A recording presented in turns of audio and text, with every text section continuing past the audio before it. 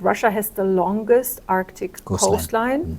And it is also the country that has most heavily militarized its Arctic coastline. It has also by far the most resources in that region in terms of, for instance, icebreaking capacity. So every other country is really struggling to match that level. That while there are opportunities in science and technology, maybe in space, maybe in economic areas, etc. But security, I think, is largely going to be defined by the Arctic 8 and the nations which have got physical equity over there.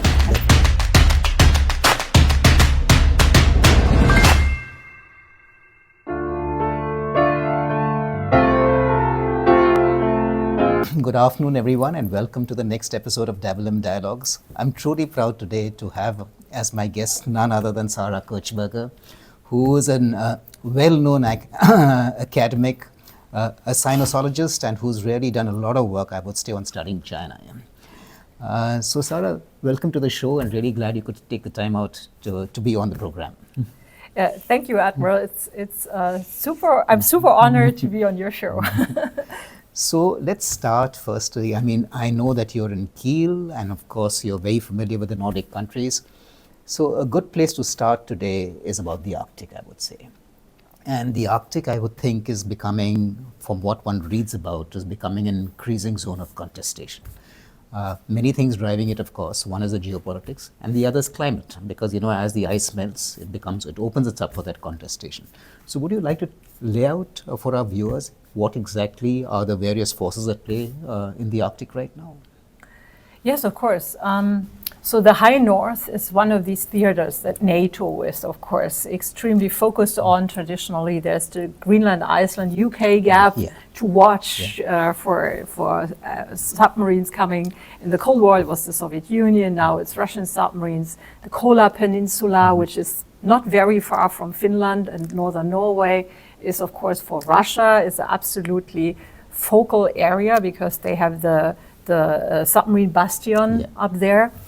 And the Arctic also extends, of course, to the Baltic Sea, I would say. So the Arctic countries, they have, in some cases, bordering the northern Atlantic, but in some cases also the Baltic Sea.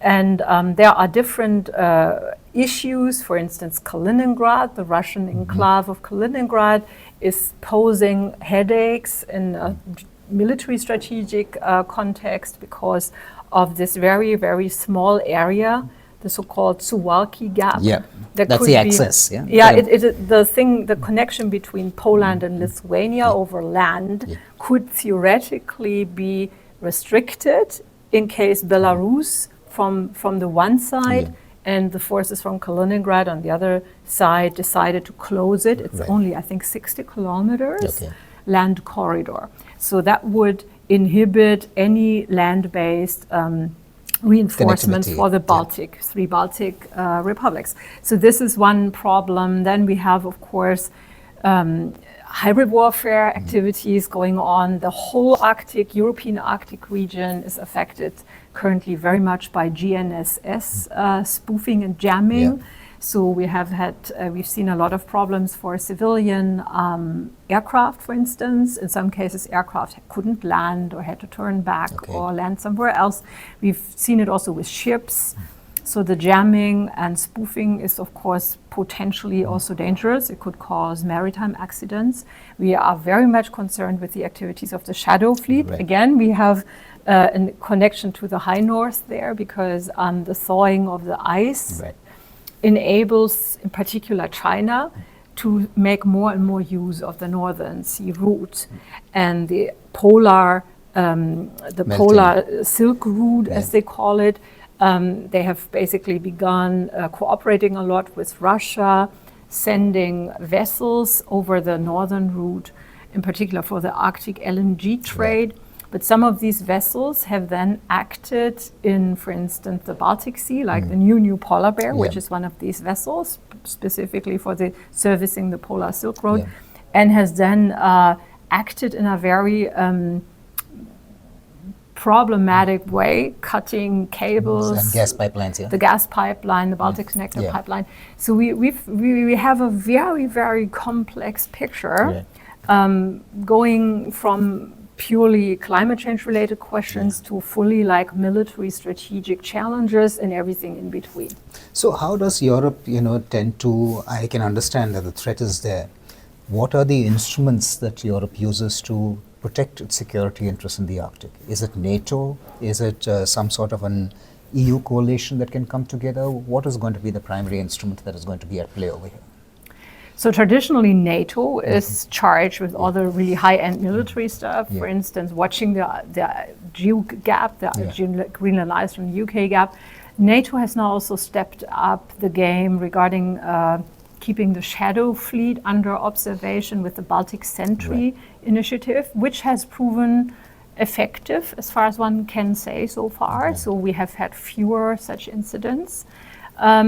Also, of course, the individual countries have started forming smaller coalitions. So the Nordic countries, for instance, have traditionally, Finland, Sweden, Norway, Denmark, have traditionally cooperated strongly in the military field, and they have enhanced that cooperation. And likewise, Germany has now set up a new headquarters, you could say, for the Baltic in Rostock, and has assumed something like the role of a hub for all these types of intelligence sharing things that are going on. So there are a lot of initiatives, and the problem that we have is some of the issues are really hard to deal with because of who is supposed to be dealing with them, right? Is it a police issue? Is it is it like a civilian issue that should be handled by some Coast Guard, for instance? Or is it something that the military needs to support? And sometimes there are even legal restrictions, making it hard. For instance, we have now these many incidents of drones, drone incursions in various countries in the Arctic countries. In some cases, they were military-grade drones that seemingly were conducting systematic surveillance of critical infrastructures. And the suspicion, it's not proven, but the suspicion is that they were in some cases launched from shadow fleet vessels. And the question becomes, of course, how to deal with that sort of thing. So there's a lot going on, but also the threat is constantly evolving. So this is the thing, the two things move. And, as the ice melts, I mean, the NSR and commercial exploitation, that also in a sense flows into the security architecture also over there. So do you see that changing substantially, let's say in the next couple of decades? Is it going to be much more active? And if it becomes more active, then is there going to be some sort of a regime that might, in terms of shipping, etc., that comes up into a more, which might have its own security connotations and may act as a stabilizing factor, in fact, if you have, regular shipping going through that area as well? I'm not sure. I mean, so far, most experts don't expect commercial shipping to be really viable over that northern route for quite some time, because it's still restricted to a very short time window each year, and it's only basically ice-class vessels that can make the transition. So in the current circumstances, it's mostly LNG trade, mostly Russia-China related activity. I don't think that we will see a lot of container shipping over that route, but who knows, in the next decades, situation may change. But I wouldn't want to speculate on what regime could evolve from that. And, there's a lot been coming out in the press about the Joint Sea Series of exercises, etc., and there's the China-Russia exercises which are going on further and further north, closer to the Bering Sea, etc. Sometimes, in fact, there have been Coast Guard assets of China which has gone past the Bering Straits, I would say, into the high Arctic as well. So this collaboration, is it bothersome for Europe? It's definitely a new development. I believe it was spring of 23 when this Coast Guard memorandum was signed in Murmansk, where basically the Russian FSB border guard gave the Chinese Coast Guard permission to operate off Murmansk. And this was, I thought that was very odd, because, I mean, what is the Chinese police force policing off Murmansk? Is it the human trafficking? Is it the serious terrorism from polar bears, conducted by polar bears? What is it? I mean, what kind of police activity is required there? So That was an odd indication that something may be going on, and they have indeed conducted, as you said, several patrols already. So it is not just a piece of paper without any meaning, it is something they implement. And what I see in connection with that, even though it superficially is something completely different, is that Chinese and Russian scientists have begun also to cooperate, apparently, in so-called polar acoustics symposiums that they're holding, where scientists working on undersea communication and undersea hydrophone technology and so on, are collaborating and at least exchanging their research ideas, but probably also collaborating. And it seems to involve dozens of research institutions in both countries that are somehow close to the military. So we have that as well. And to me, all of these different developments point to a thawing in the Russian opposition to a Chinese presence in the Arctic. So Russia used to be very sensitive about that, protective. But maybe they now need the Chinese investment, or maybe they are just less worried about China. But China has definitely made it clear that they have come to stay, and they will expand their footprint in the Arctic. So I think, as you rightly point out, there are fundamental fault lines between China and Russia also. And while this might be opportunistic at this time, because Russia is slightly on the back foot, with the war and going on, and few partners that they have, and therefore I think they have, to an extent, are being forced to accommodate Chinese interests in the Arctic. And China, I think, is going to be the biggest beneficiary as the trade routes and all that also open up. But do you think there are going to be defining limits to this relationship, or is it just going to grow year on year? I think how this relationship is going to further develop depends on several things. I think it depends on how the Ukraine war basically turns out. I think if Putin would lose this war, would be significantly humiliated, this might be a window of opportunity maybe in the sense of luring China a little bit away from Russia, from the European perspective, because it would just make Russia such a problematic actor in many ways, and also would just not look very good. So China has its own. But the probability of that outcome is quite slim right now, isn't it? Well, right now the war isn't going very well for Russia. So it doesn't look like the overwhelming Kremlin victory is around the corner. We don't know yet the outcome. But of course, if the leadership itself would change, if either Xi Jinping or Putin were out of the picture at some point, we also do not know what would come after that. This is very much a relationship that rests on this apparently good personal rapport between these two leaders. But we should not kid ourselves. There are some substantial synergies that both countries can use.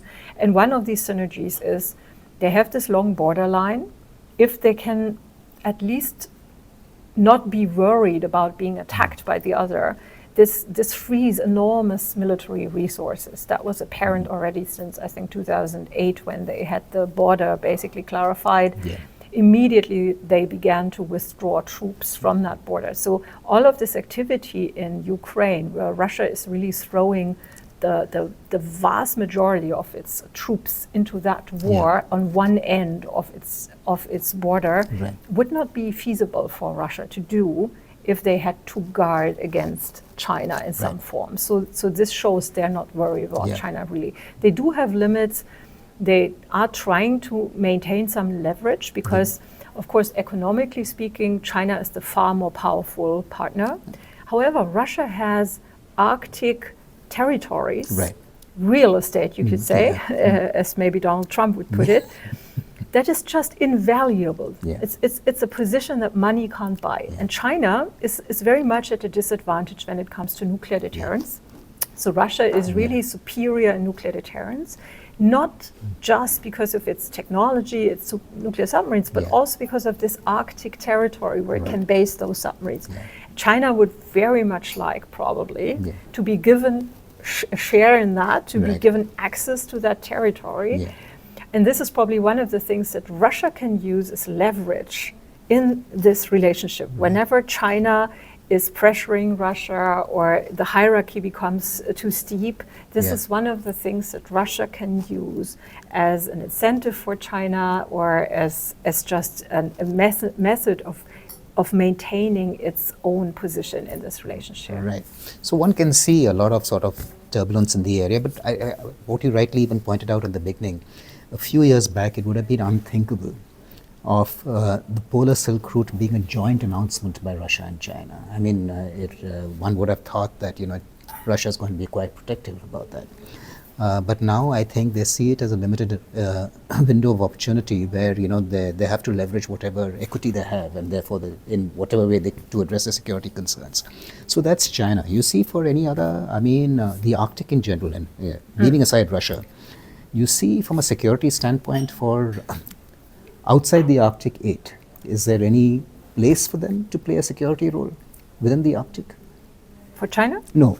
For the countries outside the Arctic 8, so for Europe, for France, for Germany, for other nations, for India, Korea, Japan, So I heard that the Arctic Council, that's what the Nordic countries tell us, is more or less defunct right now because of Russia, basically because of the war against Ukraine. So the Arctic Council used to be an organization where even countries outside of the Arctic region could participate as observers. So it's right now a little bit of a problem there. There is, of course, research opportunities in the Arctic. So a lot of the climate change related, oceanographic and other research needs to be done for some reasons in Arctic territories, and there, of course, are opportunities for countries outside of the region, as China also does, to participate in such projects. Space development is also to some degree dependent on locations in the Arctic. So a lot of countries have agreements with Nordic countries or Arctic countries for use of satellite ground stations or conduct their own experiments there. And then the territory of Svalbard, which is a demilitarized territory under control of Norway. This is also an interesting avenue, I think, because Russia is present there, China also. China has research station. Even we have a station there. Even India. So there are such opportunities. But ultimately one has to just concede that Russia has the longest Arctic coastline. And it is also the country that has most heavily militarized its Arctic coastline, and has also by far the most resources in that region in terms of, for instance, icebreaking capacity. So every other country is really struggling to match that level. And so in that sense, I think Russia very much defines the scope of what's possible there. So I think my takeaway is really that while there are opportunities in science and technology, maybe in space, maybe in economic areas, etc., but security, I think, is largely going to be defined by the Arctic 8 and the nations which have got physical equity over there. I think so, the large major. So I think we've covered a lot of ground today. Any closing thoughts you'd like to add on the region, etc.? Since it's almost home to you, I would say. Not just almost. I'm a national of Finland, so belong to one of the Arctic countries. I would say there is still in Europe a wish to return to the good old days when Arctic discussions were about saving the polar bears and cooperating peacefully and keeping the Arctic free of pollution and so on. But unfortunately, I believe that at the latest with the invasion threat to Greenland, which is another security-related issue between two NATO allies, USA and Denmark. At the latest with this, I think the Arctic has to wake up to the fact that there's no going back to the good old times. So interesting times, I'm sure, as always.